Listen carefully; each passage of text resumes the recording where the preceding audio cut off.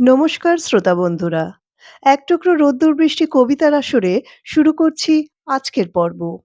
আমাদের প্রাণের ঠাকুর কবিগুরু রবীন্দ্রনাথ ঠাকুরের ১৬৫তম জন্মদিবস।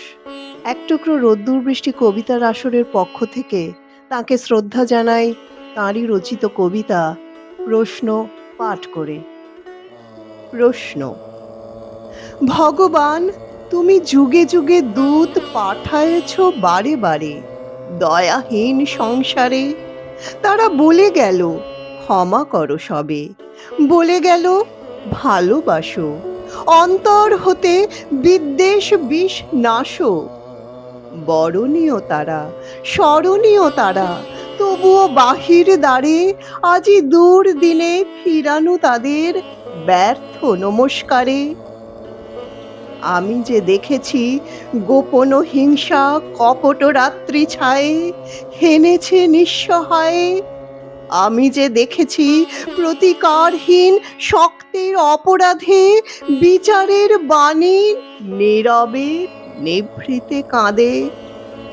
আমি যে দেখিনু তরুণ বালক উন্মাদ হয়ে ছুটে কি যন্ত্রণায় মরেছে পাথরের নিষ্ফল মাথাকুটে।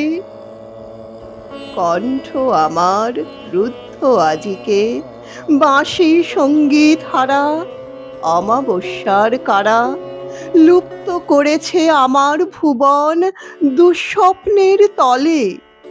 তাই তো তোমায় শুধাই অশ্রু জলে, যাহারা তোমার বিষাইছে বায়ু, নিভাইছে তব আলো। তুমি কি তাদের ক্ষমা করিয়াছ?